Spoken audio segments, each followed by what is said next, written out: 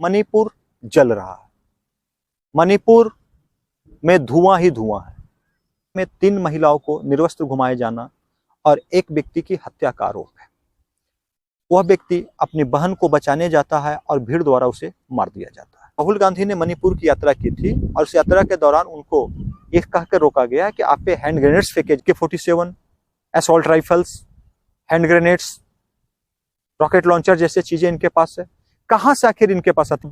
अमित शाह का एक दौरा हुआ था मणिपुर का। इस दौरे के दौरान अमित शाह ने विद्रोहियों से अपील की थी हथियार त्यागने की, तो कई विद्रोहियों ने लगभग 100 के आसपास मान के चलते हैं, उन्होंने हथियार को त्याग किया। प्रधानमंत्री भी 72 दिन इस घटना पे चुप रहे। 8 में एक मीटिंग हुई जिसमें 3 पक्ष थे, एक कुकी विद्रोही, एक भारत सरकार, एक असम गवर्नमेंट। तीनों गवर्नमेंट यहाँ पे पूरी तरह से फेल हो गई है। असम में अभी बीजेपी की ही गवर्नमेंट। नमस्कार, मैं चौहान सर संबोधि IAS के ऑनलाइन प्लेटफॉर्म पे आपका स्वागत करता हूं। आज मैं बात करने वाला हूं मणिपुर के विषय में। मणिपुर जल रहा है। मणिपुर में धुआं ही धुआं है। मणिपुर में सरकारी मशीनरी पूरी तरह से फेल है। अभी एक वीडियो वायरल हुआ जिस वीडियो में 2 निर्वस्त्र महिलाओं को भीड़ द्वारा परेड कराई जा रही है। मानवता शर्मसार हो रही है। बड़ा दुख और चिंतन का विषय है ये, किस प्रकार महिलाओं को निर्वस्त्र करके घुमाया गया। इसके ऊपर खबर आ रही है। सबसे पहले चंद्रचूड़ जो चीफ जस्टिस ऑफ इंडिया है, उन्होंने संज्ञान लिया और संज्ञान लेने के बाद गवर्नमेंट को इसके ऊपर कार्रवाई करने की बात की। गवर्नमेंट ने कहा दोषियों को बख्शा नहीं जाएगा, दोषियों को फांसी दी जाएगी। 4 दोषियों को पकड़ लिया गया है, मुख्य दोषी सहित, ऐसी बातें आ रही। अब मैं विस्तार पूर्वक टोटल घटना की जानकारी आपको दूंगा। इसमें मणिपुर का इतिहास होगा, इसमें मणिपुर का भूगोल होगा और ये जो घटनाएं जो आ रही है इनका पूरा डिटेल होगा। ये भारतीय समाज के हर लोग को जानना है, जो विद्यार्थी हैं उनको जानना है, सबके लिए ये आज टॉपिक हम लाए हैं। इस टॉपिक को लाने के लिए मैं ऐसे प्लेस पे आया हूँ जहाँ पे आपको समझ में आ सके। कुछ जंगल पहाड़ आपको दिखेगा, इसमें मैं विशेष रूप से चर्चा करूँगा। तो मैं सबसे पहले आपको बता दूं कि मणिपुर में एक FIR हुआ है। FIR में 3 महिलाओं को निर्वस्त्र घुमाए जाना और एक व्यक्ति की हत्या का आरोप है। वह व्यक्ति अपनी बहन को बचाने जाता है और भीड़ द्वारा उसे मार दिया जाता है। तो ये एक शर्मसार करने वाली घटना सामने आई है। ये क्यों हुआ, ये कैसे हुआ, इसकी पूरी जानकारी गवर्नमेंट देगी, तो हम उस पर आगे चर्चा करेंगे। अभी खबर यही था। अब इस पर हम विस्तार रूप से जानेंगे कि मणिपुर क्यों जल रहा है। तो सबसे पहले मणिपुर के भूगोल को समझने की आवश्यकता है और इतिहास को समझने की आवश्यकता है। मणिपुर भारत का उत्तरी पूर्वी राज्य है। इस उत्तरी पूर्वी राज्य में टोटल 7 स्टेट आते हैं जिन्हें हम 7 सिस्टर के नाम से जानते हैं, उसमें से मणिपुर एक है। मणिपुर के साथ भारत की 3 राज्य अपनी सीमा को साझा करते हैं और एक अंतर्राष्ट्रीय जो सीमा है वो म्यांमार का साझा होता है। अब यह मणिपुर भारत में 1949 में शामिल हुआ और 1972 में से एक राज्य का दर्जा मिला। और यहाँ पे जो कुछ जनजाति थे, स्पेशली जैसे कुकी नागा, इन्हें भारत के संविधान के आर्टिकल 371C के तहत विशेष दर्जा दिया गया और इनके लिए एक लैंड कानून पारित किया गया जिसके तहत ये राज्य में कहीं भी जमीन खरीद सकते हैं और जमीन को बेच सकते हैं। ये एक्ट उनके लिए लाया गया था। तो हम बात करते हैं सबसे पहले 1949 में भारत सरकार ने बड़े शानदार तरीके से इसको आपस में भारत सरकार में इसको मिलाने का कार्य किया। भारत का अभिन्न हिस्सा बनाया।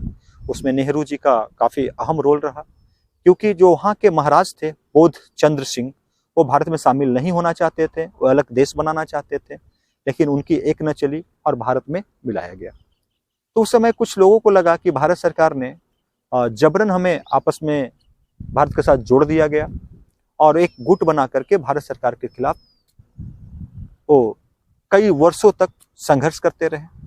इसके कारण भारत सरकार को वहाँ पे आपसा कानून को लागू करना पड़ा।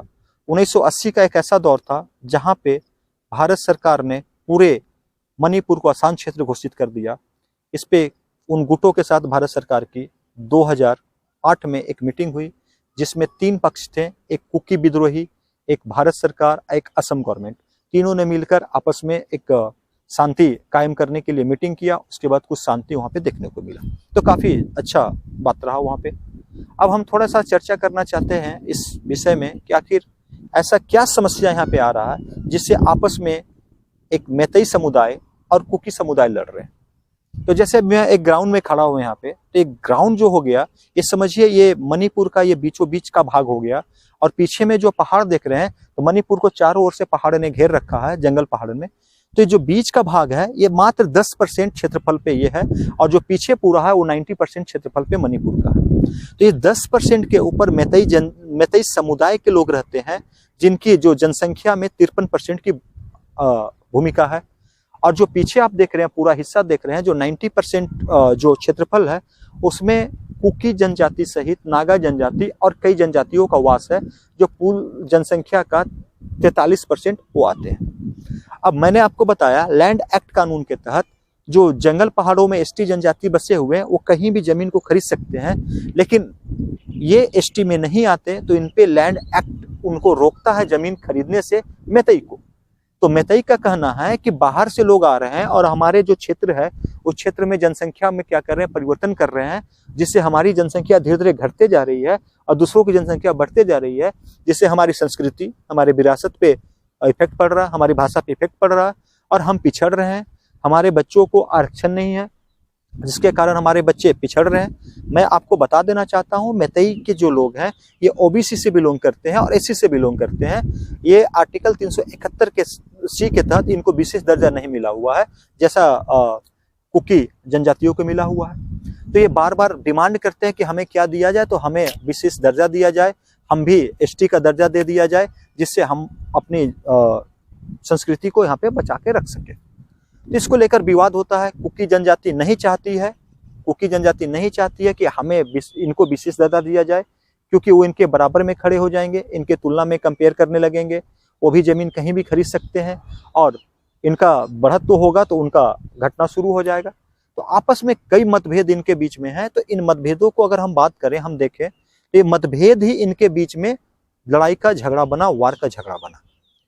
वर्ष 2012 में मैतेई ने कानून का सहारा लिया और कानून का सहारा लेकर इन्होंने कोर्ट में पिटीशन दाखिल किया। कोर्ट का फैसला आया, हाई कोर्ट का, कि मैतेई को भी एसटी में दाखिल किया जाए। गवर्नमेंट को ऑर्डर आया असम सरकार को। असम सरकार उनके बात को मानते हुए प्रक्रिया में आगे बढ़ने का प्रयास किया।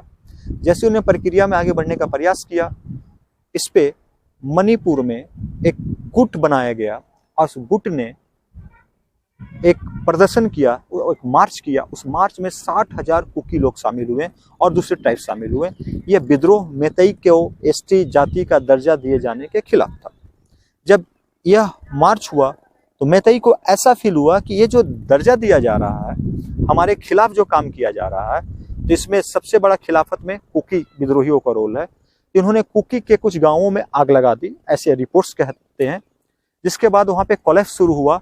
3 मई को संघर्ष शुरू हुआ 2023 को, और वहाँ पे क्या किया गया, सीधे इंटरनेट को, वीडियो को, सब कुछ बंद कर दिया गया। जब इंटरनेट वीडियो बंद हो गए तो 4 मई का जो खबर आ रहा है, जो 4 मई 2023 को वहाँ पे कुकी विद्रोही, ये जो महिलाएं थी, ये कुकी जनजाति की महिलाएं थी, कुकी विद्रोही महिलाएं थी, जिनको निर्वस्त्र करके घुमाया गया, जिनका रेप किया गया, जिनका मर्डर किया गया, जो सामने वीडियो आ रहा है। तो इसके कारण कई चीजें आ रही है सामने।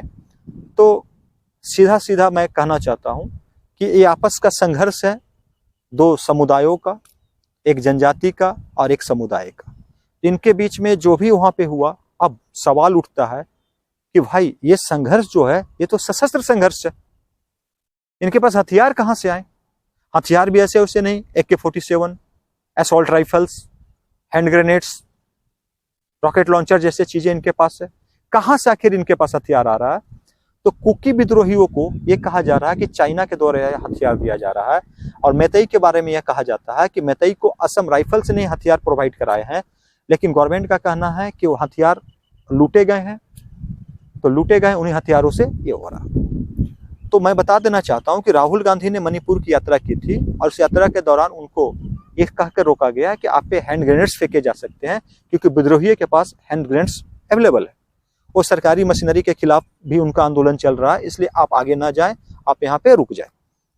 अब अमित शाह का एक दौरा हुआ था मणिपुर का। इस दौरे के दौरान अमित शाह ने विद्रोहियों से अपील की थी हथियार त्यागने की, तो कई विद्रोहियों ने, लगभग 100 के आसपास मान के चलते हैं, उन्होंने हथियार को त्याग किया। हथियार त्याग करने के बाद भी मामला रुका नहीं, मामला बढ़ते गया। अब जाकर के नेट्स के कुछ इंटरनेट प्रोवाइड हुआ है, तो और मामले सामने आ रहे हैं, और जो मामले सामने आए हैं काफ़ी खतरनाक हैं और काफ़ी चीज़ें हैं। अब यहाँ पे सबसे बड़ा चीज़ है कि असम गवर्नमेंट क्या कर रही है। तो असम गवर्नमेंट यहाँ पे पूरी तरह से फेल हो गई है। असम में अभी बीजेपी की ही गवर्नमेंट है और बीजेपी के ही मुख्यमंत्री हैं, जो घटनाओं को दबा नहीं पा रहे हैं और घटनाओं के बारे में कुछ विशेष चर्चा नहीं कर रहे हैं। और प्रधानमंत्री भी 72 दिन इस घटना पे चुप रहे, जो नहीं होना चाहिए था। एक प्रधानमंत्री का दायित्व है कि जो भी घटनाएं हो रही है उस पर वो आकर के जवाब दे और उस पर बातें करे। इस प्रकार जो सारी घटनाएं हुई, इसमें अपने आप में शर्मसार करने वाली घटनाएं हैं, हिलाने वाली घटनाएं हैं देश को। अब आगे देखा जाए इस पे और क्या हो सकता है, क्या नहीं हो सकता है, इस पे विशेष संदर्भ में बात किया जाएगा। तब तक के लिए धन्यवाद, नमस्कार, जय हिंद।